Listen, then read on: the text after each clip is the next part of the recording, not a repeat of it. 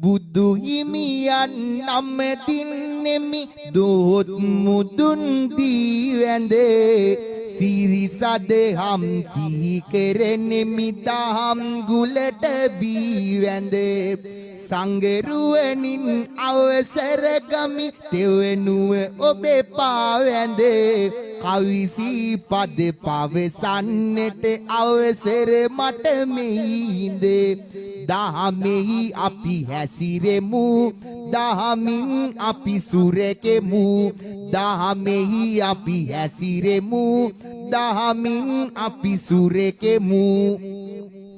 දෙමාපියන් දූ දරුවන්